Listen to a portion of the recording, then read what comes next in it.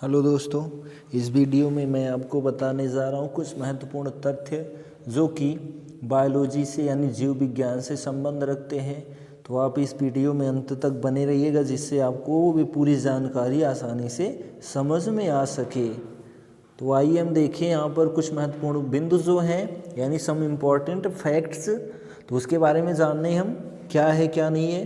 तो पहला जो बिंदु है वो है सपनों के अध्ययन को ओनिरोलॉजी कहते हैं। स्वप्नों के अध्ययन को, ठीक है, जो स्वप्न का अध्ययन होता है यानी जो स्वप्न हम देखते हैं उसका जो अध्ययन करते हैं, उसके बारे में जो अध्ययन करते हैं उसको ओनिरोलॉजी कहते हैं।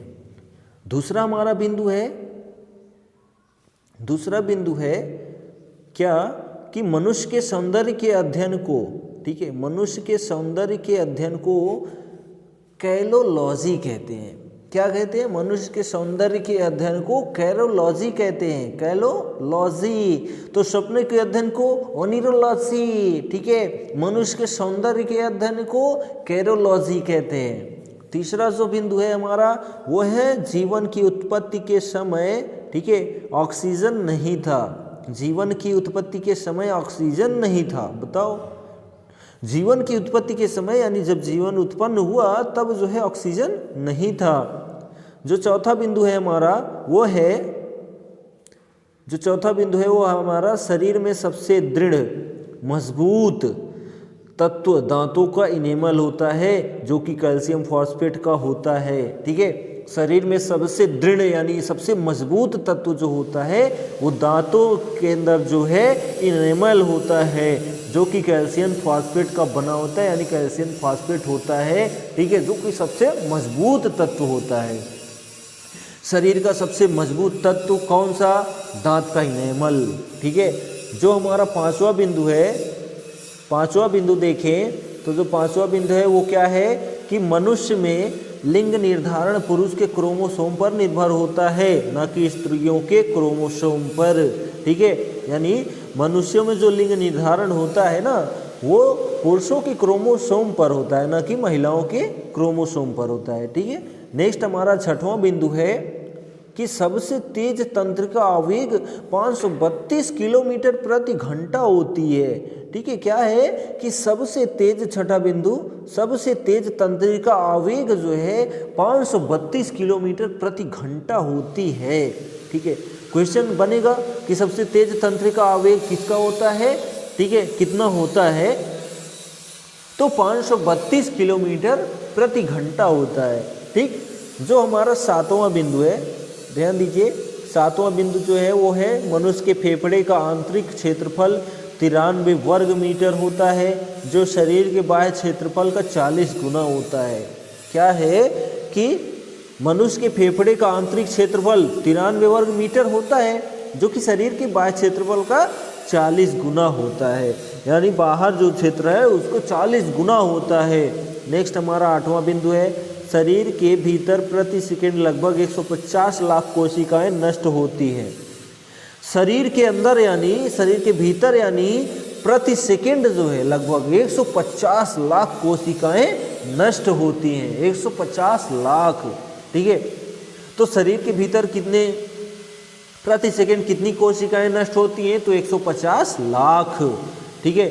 नेक्स्ट हम क्वेश्चन देखें तो है स्त्री के गर्भाशय का भार जिसने कभी संतान जन्म न दिया हो 50 ग्राम का होता है तथा संतान को जन्म देने के बाद स्त्री के गर्भाशय का भार 100 ग्राम हो जाता है, ठीक है। स्त्री के गर्भाशय का भार जो है जो कभी संतान न दिया हो, ठीक है, वो उसका जो होता है भार 50 ग्राम होता है, लेकिन जो स्त्री ने किसी संतान को जन्म दिया है उसके जो है गर्भाशय का भार जो है वो उसका 2 गुना हो जाता है यानी 100 ग्राम हो जाता है। नेक्स्ट हम देखें 10वां क्वेश्चन है गुर्दे का भार लगभग 140 ग्राम होता है। जो गुर्दा होता है उसका भार जो है वो कितना होता है? 140 ग्राम, यानी गुर्दे का भार कितना होता है? 140 ग्राम होता है। नेक्स्ट हम बिंदु देखें 11 नंबर, हृदय की रक्त पंप करने की क्षमता 4.5 लीटर प्रति मिनट होती है, ठीक है। क्या है कि हृदय के रक्त पंप करने की क्षमता 4.5 लीटर प्रति मिनट होती है, यानी कि हृदय जो गति है, ठीक है, उसकी जो रक्त पंप करने की क्षमता है वो 4.5 लीटर प्रति मिनट है, यानी 1 मिनट में कितने रक्त पंप करता है हृदय, तो 4.5 लीटर पंप करता है। ठीक है, आगे हम देखें 12वां पॉइंट क्या है। छोटी आंत लगभग 7 मीटर लंबी होती है तथा उसका व्यास 2.5 सेंटीमीटर होता है। छोटी आंत लगभग 7 मीटर लंबी होती है तथा उसका व्यास 2.5 सेंटीमीटर का होता है, छोटी आंत। ठीक है, 13वां नंबर हम देखें तो शरीर के भीतर रक्त परिभ्रमण यानी ब्लड सर्कुलेशन जो होता है, यानी जो खून है वो इधर उधर जाता है, में लगभग 23 सेकंड का समय लगता है। ठीक है, शरीर के भीतर रक्त परिभ्रमण यानी ब्लड सर्कुलेशन में लगभग कितना समय लगता है, 23 सेकंड लगता है। नेक्स्ट 14 नंबर देखें तो पेनिसिलिन नामक प्रतिजैविक पेनिसिलिनियम नामक कवक से प्राप्त किया जाता है। क्या है? पेनिसिलिन नामक प्रतिजैविक पेनिसिलिनियम नामक कवक से प्राप्त किया जाता है। जो पेनिसिलिन होता है, ठीक है, वो प्रतिजैविक पेनिसिलिनियम नामक कवक से प्राप्त किया जाता है। नेक्स्ट हमारा 15 नंबर बिंदु है, मनुष्य का संसार सबसे बुद्धिमान होमिनिड है। ठीक है, मनुष्य का, ठीक है, संसार का सबसे बुद्धिमान होमिनिड कौन? मनुष्य, यानी हम ही लोग होते हैं। ठीक है, नेक्स्ट 16 नंबर देखें, एल्बाट्रॉस सबसे बड़ा समुद्री पक्षी है जिसके पंख का फैलाव 10 से 12 फीट तक है। ठीक है, एल्बाट्रॉस जो सबसे बड़ा समुद्री पक्षी है जिसका फैलाव जो है, पंखों का फैलाव जो है 10 से 12 फीट तक होता है। ठीक है, किसका? एल्बाट्रॉस।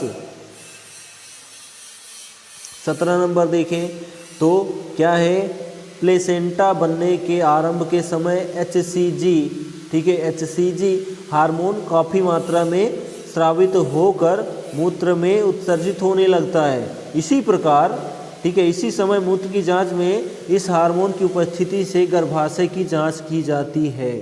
ठीक है, क्या है कि प्लेसेंटा बनने के आरंभ के समय HCG हार्मोन जो होता है काफ़ी मात्रा में स्रावित होकर मूत्र में उत्सर्जित होने लगता है। इसी समय मूत्र की जांच में इस हार्मोन की उपस्थिति से गर्भाशय की जांच की जाती है, यानी गर्भधारण हुआ है कि नहीं हुआ है। ठीक है, नेक्स्ट हमारा 18 नंबर पॉइंट है, बच्चे की हृदय की धड़कन वयस्क व्यक्ति से ज़्यादा होती है। यानी बच्चे की हृदय की धड़कन जो होती है वो अगर वयस्क मनुष्य यानी बड़ा मनुष्य है तो उसके हृदय की धड़कन से ज़्यादा होती है।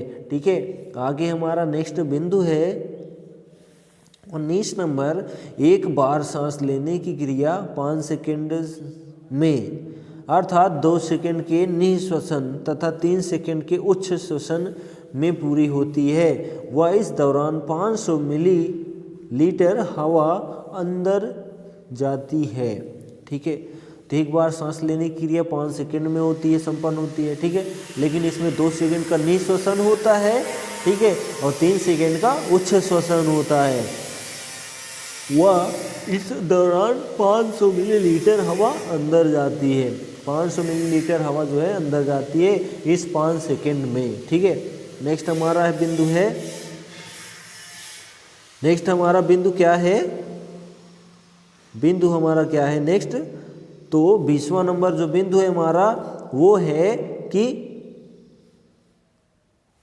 मनुष्य के शरीर में रुधिर प्रतिदिन लगभग 350 लीटर ऑक्सीजन शरीर की कोशिकाओं तक पहुंचाता है।